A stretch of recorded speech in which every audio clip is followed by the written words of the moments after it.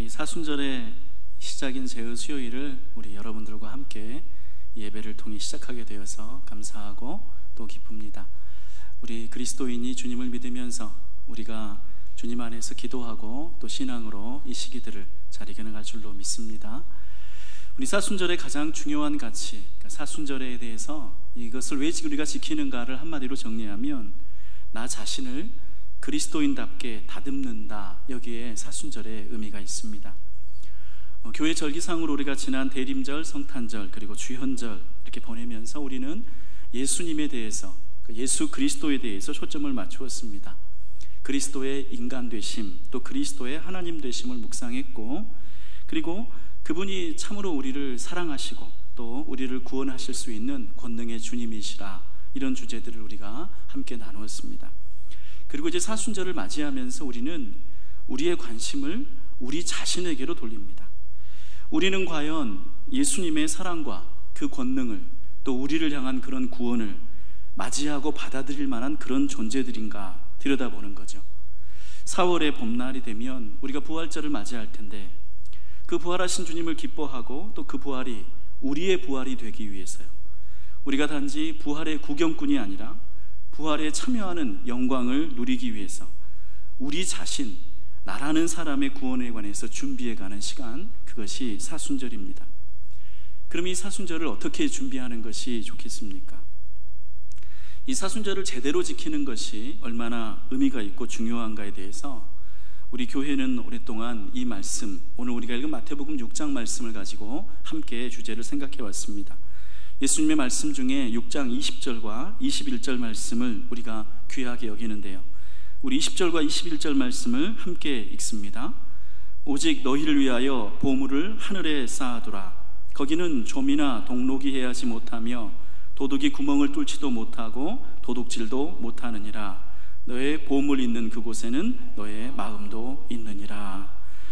예수님은 여기 이 말씀하시기 전에 이 앞에서 우리 그리스도인의 생활의 참된 믿음의 3대 요소, 그것을 구제와 기도와 금식으로 꼽으시면서 그 세 가지를 우리에게 설명해 주시고 나서 이런 삶이 마치 하늘의 보물을 쌓는 것과 같다, 이렇게 정리를 해 주십니다. 오늘 이 이야기, 6장의 이야기를 우리가 함께 나누어 보면 사순절을 지키는 세 가지의 중요한 요소, 그리고 사실 이 얘기를 확장하면 우리가 신앙인으로 살아가는데, 예수님을 믿는 그리스도인으로 살아가는데 가장 일상생활의 핵심적인 가치라고 할 수 있고, 또 우리의 신앙에서 그냥 예배라고 뭉뚱그리기 어려운 그 안에서 실제적인 요소들을 찾아보자면 오늘 말씀한 구제와 기도와 금식의 세 가지 요소를 우리가 들 수 있는데요, 이 세 가지 요소는 첫째, 구제라고 해서 이웃을 향한 하나님의 우리의 사랑, 그리고 기도라고 해서 하나님을 향한 우리의 마음, 그리고 금식이라고 해서 내 자신을 향한 어떤 행동, 이 세 가지를 예수님은 우리에게 알려주십니다. 그리고 이 세 가지가 그리스도인의 삶의 방식에서 가장 중요하고 본질적이라는 말씀을 하시는 거죠.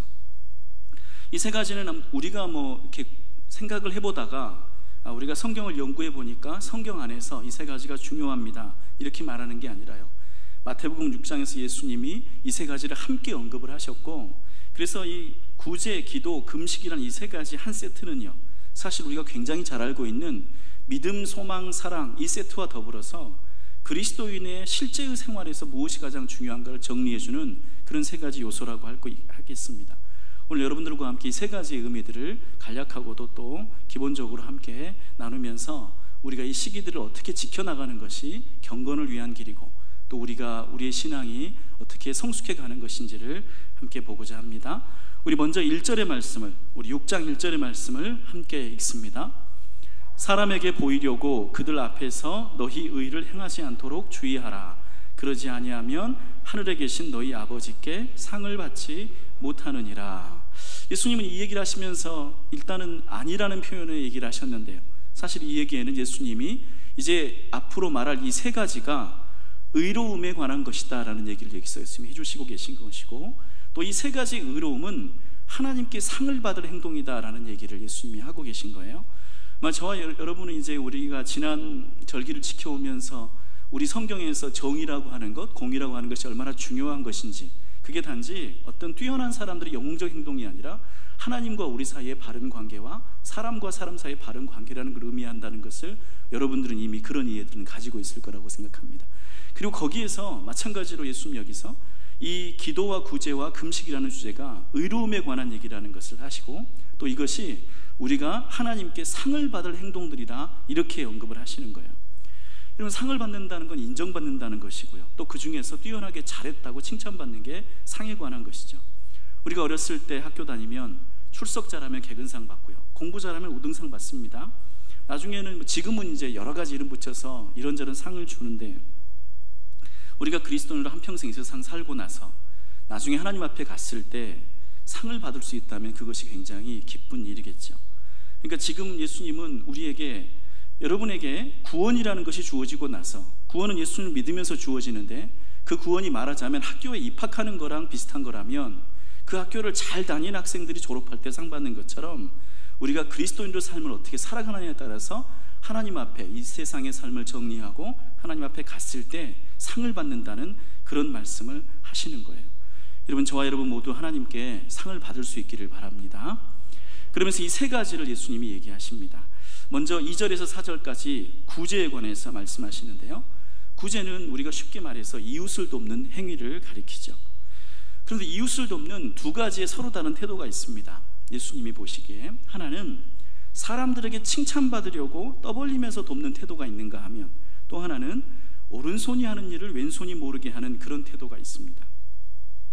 이 오른손이 하는 일을 왼손이 모르게 한다, 이게 어떤 의미인가 제가 예전에 어떤 책을 읽으면서 깨달은 적이 있는데요, 여러분 아주 오래된 분인데 이만재라고 하는 분이 계셨습니다. 이분이 기독교에 관한 칼럼들을 쓰셨는데, 이분이 이런 얘기를 하는 거예요. 어느 날 본인이 길을 가고 있는데 앞에서 엄마와 딸이 사이좋게 걸어가더라는 거예요. 그런데 그보다 앞서가는 사람이 그냥 길을 가다가 지갑을 우연히 떨어뜨렸어요. 그리고 그 사실을 모르고 그냥 쭉 가는 거예요. 그러니까 그 지갑을 본 딸이 얼른 그 지갑을 주워다가 앞서서 지갑을 떨어뜨린 사람을 향해서 뛰어가서 전해주고서는 다시 아무 일도 없던 것처럼 엄마에게 돌아와서 그냥 엄마랑 계속 수다를 떨면서 가더라, 그런 얘기를 하는 거예요.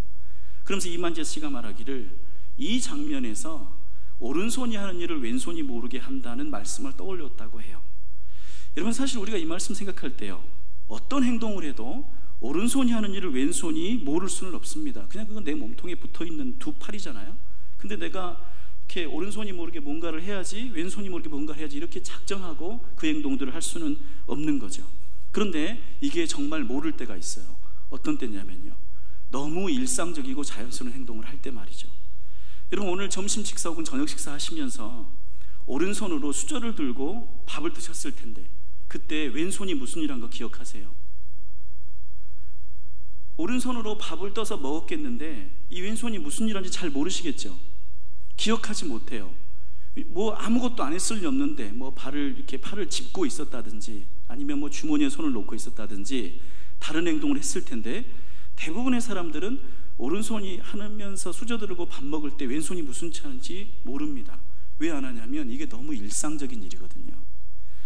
오른손이 하는 일 왼손이 모르게 한다, 이 말은 누군가 남몰래 다른 사람에게 숨어서 어떤 일을 행동을 한다는 그런 뜻이 아니라요, 이웃을 돕는 구제라는 게 이렇게 일상적이고 자연스러운 행동이어야 된다는, 곧 우리 삶의 습관이 되어야 한다는 의도가 예수님 말씀 속에 들어 있습니다. 예를 들어서 우리가 누군가를 도울 때요, 가끔씩 연례 행사로 누군가를 도우면 우리는 반드시 그 사실을 기억하게 돼 있습니다. 또 그 사실을 자랑 삼아서 다른 이에게 말하기도 됩니다. 자기도 누군가를 도운 게 뿌듯하거든요. 그런데 이런 일들을 굉장히 자주 하는 사람들은 틈만 나면 다른 사람들을 도우려 하고, 또 자기의 일상이 다른 사람을 돕는 정도로 그 선행이 일반화된 사람들은 이런 돕는다는 이야기를 잘 안 합니다. 그냥 자기 생활 중에 습관이 되거든요. 그리고 이런 것을 예수님이 오늘 다른 표현으로 바꾸어 말씀하시는 것이 은밀하게 돕는다는 것입니다. 그러니까 은밀함은 남 몰래라는 뜻이 아니라요, 자기도 모르게라는 뜻입니다.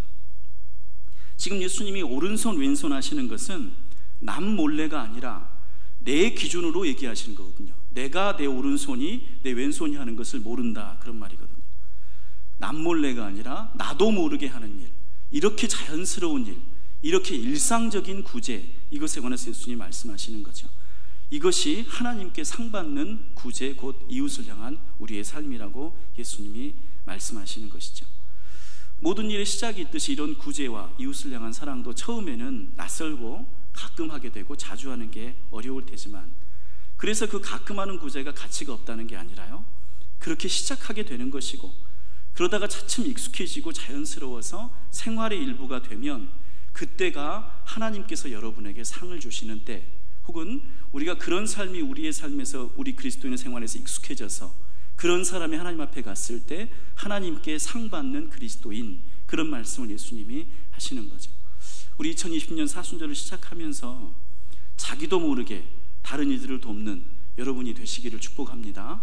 우리의 신앙생활이, 그러니까 내가 단지 종교적으로 어떤 행동을 한다, 혹은 뭐 경건이라고 해서 내가 교회 와서 많은 어떤 활동을 하고 또 예배에 관련된 활동을 한다, 예수님은 그 얘기를 첫 번째로 꺼내지 않으셨고, 구제에 관한 이야기, 그 중에서도 자기도 모르게 남을 도울 정도로 그렇게 생활화되고 일상화된 그런 이웃을 향한 마음, 그런 사랑, 그것이 하나님에게 상을 받는 그리스도인의 첫 번째 삶이라고 말씀을 해주시는 거예요.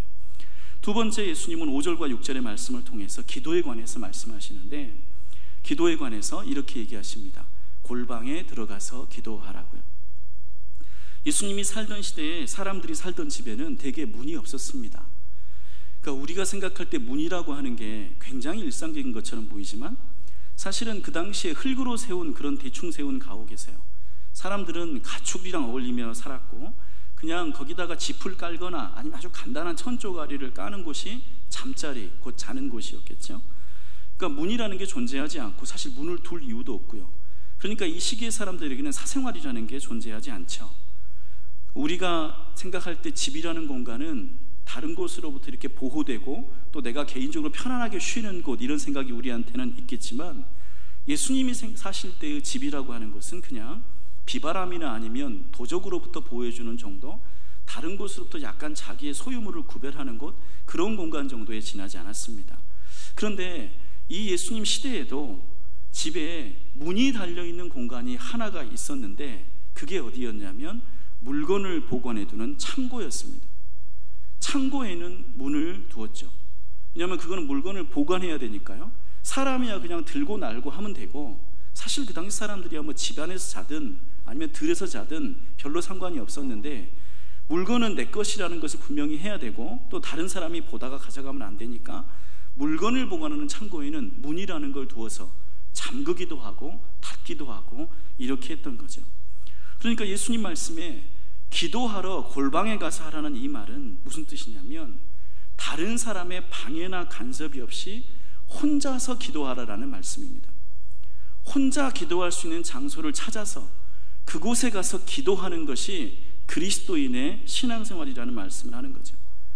그럼 여기에서 이 기도의 경우에서 은밀함은 혼자서라는 의미가 됩니다. 앞에서 구제의 경우에서 은밀함은 자연스러움, 자기도 모르게, 그런 뜻이 되고요. 기도할 때의 은밀함은 혼자서 하는 기도를 가리킵니다. 여러분, 우리가 성경을 보면 예수님이 종종 새벽 미명에 홀로 기도하셨다, 이런 기록들을 주고, 또 십자가에 달리시기 전에 그 중요한 순간에 기도하실 때 겟세마네 동산에서 홀로 기도하셨다, 이렇게 말씀하죠. 혼자서 기도하는 곳, 그런 장소가 있는 것, 그리고 그런 시간을 갖는 것, 그것이 예수님도 본을 보이셨듯이 우리 그리스도인에게는 가장 기본적이고 필수적인 신앙의 습관이라고 알려주시는 거죠.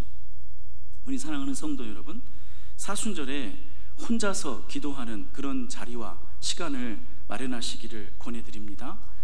지금 이 시기처럼 바이러스 감염증으로 사람이 많이 모이는 것을 두려워한다면, 그러면 은밀한 중에 골방에 들어가 문을 닫고 기도하는 자에게 주님이 주시는 상이 있습니다. 또 주일에만 교회당을 찾는 분들은 잘 모르실 수도 있지만, 요즘 같은 때에 주일에 예배드리는 것이 주저된다면 오히려 그런 분들은 사람들이 찾지 않는 한적한 시간에 홀로 교회당에 기도하러 오는 것이 훨씬 좋다고 말씀드릴 수 있겠습니다. 만약에 찬양과 말씀이 필요하다면 녹음된 말씀 혹은 찬양의 어플들을 사용해서 이어폰을 통해서 들을 수 있는 게 요즘 현대니까요. 그렇게 혼자 기도하는 것, 그럴 만한 시간과 장소를 갖는 것, 이게 예수님이 우리의 신앙을 위해서 가르치시고 권면하는 것입니다. 만약 교회당이 아니라면 여러분 혼자만의 기도하는 공간, 기도하는 장소, 기도하는 시간, 그곳에서 기도할 수 있는 사람이 하나님이 갚아주시는 상을 받는다고 예수님은 말씀하시는 거죠. 여러분, 이 사순절을 시작하면서 여러분에게 혼자만의 기도의 장소와 시간이 있기를 바랍니다. 세 번째로 예수님은 16절에서 18절까지 금식에 관해서 알려주십니다. 근데 이 금식은 우리가 흔히 생각하듯이 그냥 뭔가 밥을 먹지 않는 걸 말하는 게 아니라 자기 절제에 관한 말씀입니다. 성경에 다양한 금식의 모양들이 있는데 오늘 우리가 여기서 읽는 이 금식은 일상의 절제를 가리킵니다. 이 금식에는 어떤 특별한 이유가 있는 게 아니라요, 예를 들면 아이가 병들어 죽어가는데 살려주시기를 간구하는 금식이라든지 중대한 결정을 내리기 위해서 일주일이건 며칠이건 작정하고서 기도한다든가 하는 그런 금식은 아닙니다. 왜냐하면 그런 금식은 우리가 생각할 때 기도랑 연결되잖아요. 우리는 또 금식 생각할 때 많이 기도랑 이렇게 연관돼 생각합니다. 그런데 지금 앞에서 이미 예수님은 기도에 대해서 말씀하셨습니다. 그러니까 지금 이 얘기는 기도에 관한 이야기가 아닌 거죠. 그러니까 금식은 여기서는 기도와 연결되는 게 아닙니다. 여기서는 금식이 기도가 아니라 절제를 가리킵니다. 그 절제를 위해서 내가 하루 중에 한 끼를 안 먹기도 하고, 또 자기가 건강을 해치지 않고 일상생활을 할 수 있는 정도의 음식이나 어떤 행동을 스스로 삼가는 것을 가리킵니다. 여기서 말하는 금식이 일상적으로 해야 되는 절제를 가리키기 때문에 예수님은 여기에서 이런 경고를 주시는데, 16절에 보시면 이 금식을 할 때에는 슬픈 기색을 보이지 마라, 얼굴을 흉하게 하지 마라, 17절에 보시면 머리에 기름을 바르라, 얼굴을 씻으라, 이런 경고들을 주십니다. 왜냐하면 이 금식은 자기의 일상적인 생활을 계속하면서 얘기하는 것이고 어떤 목적을 두는 게 아니라 경건을 위해서 하는 것이기 때문에 이렇게 하시는 거죠. 이 이유에 대해서 예수님이 18절에서 설명하시는데 우리 18절 말씀을 함께 읽습니다. 이는 금식하는 자로 사람에게 보이지 않고 오직 은밀한 중에 계신 내 아버지께 보이게 하려 함이라.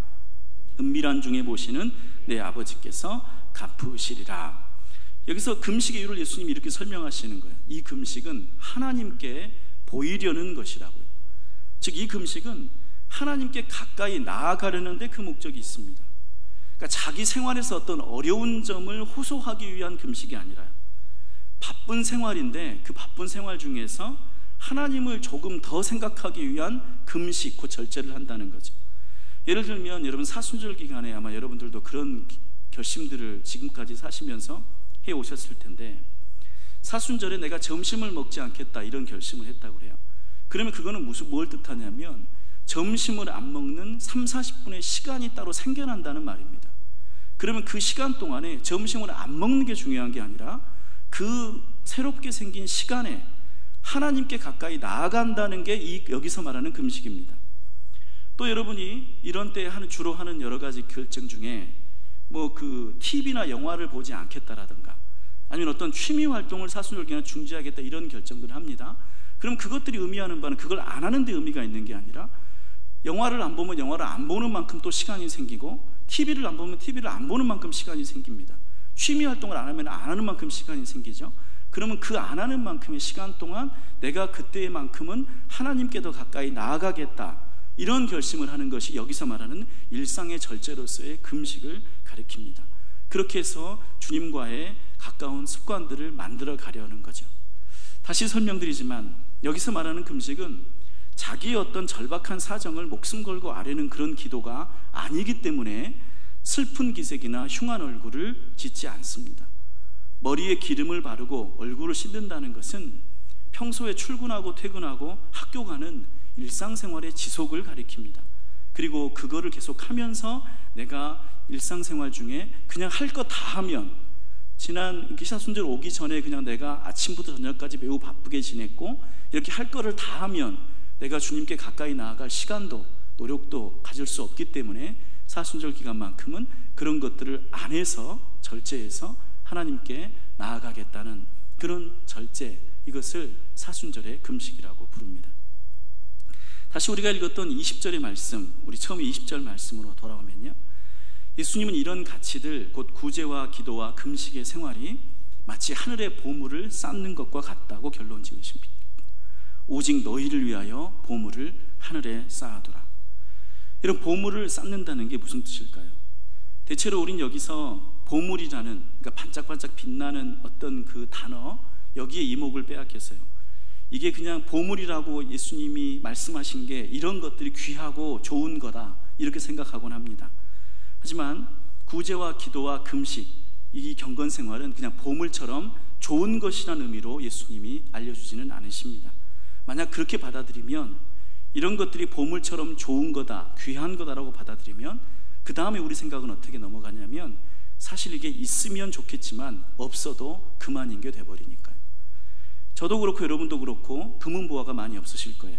근데 저는 황금이나 다이아몬드가 없는데 없어도 별 상관이 없습니다. 우리에게는 그 보물이 그렇게 필요한 게 아니니까요.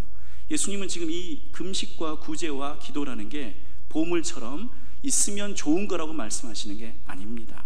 이것은 쌓는 거다라고 말씀하시는 거죠. 예수님이 기도, 구제, 금식을 알려주시면서 이것을 하늘의 보물 쌓기라는 관점에서 보시는데, 여기서 하늘이라는 것은 20절과 같이 도둑이 도적질하지 못하는 곳을 가리키고, 또 21절과 같이 우리 마음이 있는 곳을 가리킵니다.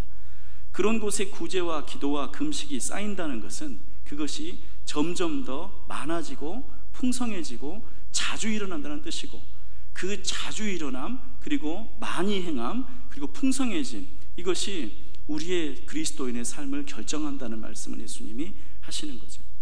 오른손이 하는 일을 왼손이 모를 정도로 자기도 모르게 이웃을 돌보는 선행을 생활의 습관으로 삼은 사람, 자기 혼자서 어떻게든 하나님께 기도하려 나아가려고 하는 그런 열망을 가진 사람, 그러니까 이런 사람은 어떻게 다릅니까? 그냥 일주일에 한 번 주일이 오기만을, 혹은 예배를 드리기만을 기다리는 게 아니라 내가 언제라도 하나님께 혼자 기도하러 나가려고 하는 이런 사람, 그리고 그런 시간을 많이 가지려고 노력하는, 애쓰는 그런 사람, 그리고 또 바쁜 일상 중에서 하나님께 더 가까이 가려고 조금이라도 자기가 늘 하는 것들을 안 해보려고 애쓰는 사람, 밥이라도 덜 먹어보려고 하나님께 기도하려고 하고, 취미라도 안 해보려고 하고 하나님께 가까이 나아가려고 하고, 이런 사람들의 신앙이 보물이 쌓이듯 풍성해지고 귀하다는 가르침을 예수님은 주시는 거죠. 한양대학교에서 국문학을 가르치는 정민 교수라는 분이 이 옛날 책들을 굉장히 많이 연구하셔서 요즘 책으로 바꾸어 내시는데, 이분이 조심이라는 책을 낸 적이 있으세요. 마음을 다잡는다라는 주제의 옛글 모음집인데, 그 한 대목에 퇴계 이황이 공부하는 젊은이에게 주는 시가 한 수 있습니다. 이런 시인데요. 소년 시절 산사의 즐거움 가장 아끼느니 푸른 창 깊은 곳에 등불 하나 밝았었지. 평생에 허다한 그 모든 사업들이 이 한 등불 아래에서 발원하여 나왔다네. 짧은 시인데 정민 교수가 이 시를 이렇게 설명합니다. 겨울 산사에 푸른 등불 하나가 켜져 있고 창밖에는 계곡에서 몰려오는 바람소리 뿐이다. 이따금 제 무게를 견디지 못한 고드름이 툭 소리를 내며 처만 밑으로 떨어진다.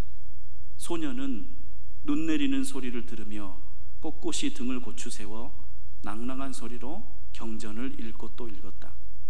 이렇게 산사에서 3년 겨울의 공부를 마치고 내려오면 여드름 투성이 소년의 가슴 속에 뜨겁고 듬직한 생각들이 하나씩 자리를 잡고 있곤 했다. 존귀한 성도 여러분, 평생의 사업들이 등불 아래서 시작했다는 이 퇴계의 시처럼 우리 일련의 신앙생활과 평생의 믿음도 사실은 사순절에서 시작됩니다. 사순절을 잘 지키는 분들과 아무 의미도 없이 보내는 분들의 신앙이 같을 수는 없습니다. 우리 기독교는 아주 단순하게도 어떻게 보면 그냥 일주일의 시간들이 무의미하게 무한 반복되는 것처럼 보입니다. 그리고 세상 사람들은 사실 그렇게 살아갑니다. 우리는 주일이 되면 일주일마다 예배를 드리러 모이고, 세상 사람들은 주일이 되면 그냥 휴일에 쉬거나 다른 곳으로 여행을 갑니다. 그렇게 일주일이 쌓여서 평생이 지나갑니다. 일주일의 무의미함, 그것이 우리의 인생입니다. 그러나 우리 기독교는 이런 무의미함에서 벗어나서 시간들의 경계를 정해주고 우리가 무엇을 위해 살지를 찾아보며 또 우리의 시간들이 어디를 향해 달려가야 할지를 안내합니다. 그 중에 사순절이 있습니다. 우리가 주님을 믿는다고 할 때 우리의 믿음은 무엇을 향할 것이며 우리의 믿음은 과연 이웃을 향해서 어떻게 움직이고 있으며 하나님을 향해서 어떻게 방향을 찾고 있으며 내 자신을 향해서 삶을 어떻게 조절해 가고 있는지, 그것들을 사순절을 맞이할 때마다 다시 새롭게 하고 생각해보고, 그러면서 기도와 깊은 믿음의 훈련들을 하고 우리 영혼의 보물을 쌓듯 하나님 앞으로 나아가서 신앙의 지표를 세워가는 것, 그것이 경건한 그리스도인들의 삶의 모습입니다. 사순절의 40일을 시작하면서 여러분은 무엇을 계획하고 계십니까? 여러분의 마음에 어떤 보물을 쌓아가시겠습니까? 전염병에 대한 두려움이 가득한 사람은 자기 마음에 두려움을 보물처럼 쌓아갈 것입니다. 자기 마음에 원망과 불안을 보물처럼 쌓아가는 사람들도 있습니다. 사람들이 그렇게 살아가더라도 우리 성도님들은 마음에 하늘의 보물을 쌓으시기를 축복합니다. 지나가는 것들은 지혜롭고 신중하게 지나가도록 하시고, 우리 마음에 쌓아갈 것은 이웃을 향한 구제의 사랑이요, 하나님을 향한 기도요, 내 자신을 향한 절제이기를 축복합니다. 그리고 그와 같은 그리스도인들은 마치 겨울산에 틀어박혀 책을 읽으며 공부하는 소년처럼 예수 그리스도의 부활과 참된 믿음을 준비하면서 이 전염병의 겨울을 이겨낼 줄로 믿습니다. 그렇게 준비하는 분들에게 부활의 봄이 영광으로 찾아오며 여러분의 삶에 새로운 생명이 주어질 줄로 믿습니다. 우리 기도하겠습니다.